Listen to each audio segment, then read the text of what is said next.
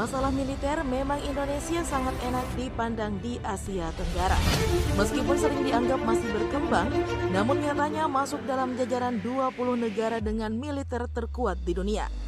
Kecil-kecil cabai rawit, banyak negara dibuat segan dengan Indonesia. Beberapa waktu lalu Indonesia membuat gebrakan lagi nih di dunia militer dunia. Pasalnya negara kita sedang unjuk gigi mengenai kendaraan tempur buatan dalam negeri yang ditakuti oleh dunia. Peluncur roket Erhan-122B adalah alutsista terbaru Indonesia yang sedang dimainkan. Nah, lalu seberapa canggihkah kendaraan militer tersebut? Yuk kalian simak ya video kita berikut ini. Tapi seperti biasa, sebelum kita lanjut, pastikan dulu ya kalian telah menekan tombol subscribe dan aktifkan juga lonceng notifikasinya.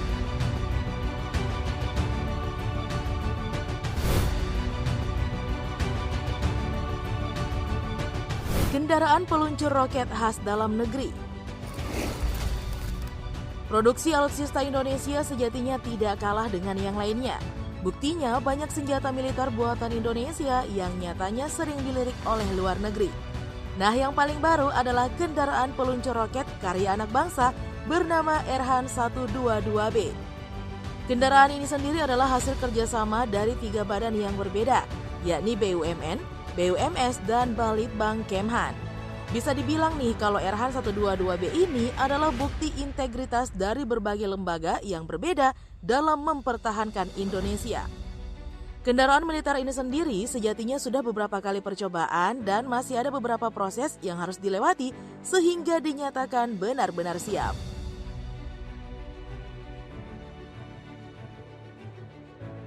Spesifikasi Erhan-122B yang harus diakui.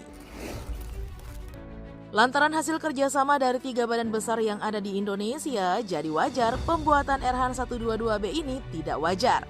Buktinya nih, peluncur roket dari kendaraan ini ternyata punya 40 laras dan memiliki sistem pengisian yang sangat cepat. Bisa dibilang bisa bersaing dengan kendaraan militer serupa milik luar negeri. Kendaraan ini juga lumayan canggih loh dengan sistem otomatis pada bagian loading, elevasi, azimut, fire, dan kalkulator balistik. Belum lagi Erhan-122B punya daya luncur mencapai 30 km jauhnya. Jelas tidak kalah dengan alutsista negara lainnya. Dan lagi nih, adanya kaliber 122 mm membuat peluncur roket ini semakin ditakuti jika ada lawan. Kendaraan anak bangsa untuk menggantikan yang lama. Salah satu yang jadi alasan mengapa alutsista canggih ini dibuat adalah untuk melengkapi kendaraan jenis lama. Dilansir dari laman Kompas, saat ini militer kita masih menggunakan alutsista buatan luar negeri. Peluncur roket yang diimpor dari luar itu adalah roket 122mm, RM70 dan Grad 40 yang dibuat oleh Cekoslovakia. Alutsista tersebut sejatinya bukan kurang canggih, tetapi akan lebih baik lagi nih jika menggunakan kendaraan tempur dalam negeri. Selain jadi ajang unjuk gigi, juga bisa dipakai promosi untuk usaha alutsista di luar negeri. Harapannya tentu saja supaya Indonesia juga dipandang sebagai negara produsen senjata seperti negara lainnya.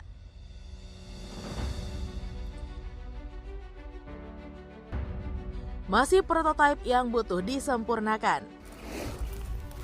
Meskipun dalam beberapa pengujian senjata ini dianggap sudah sangat bagus, namun ternyata itu semua masih belum cukup.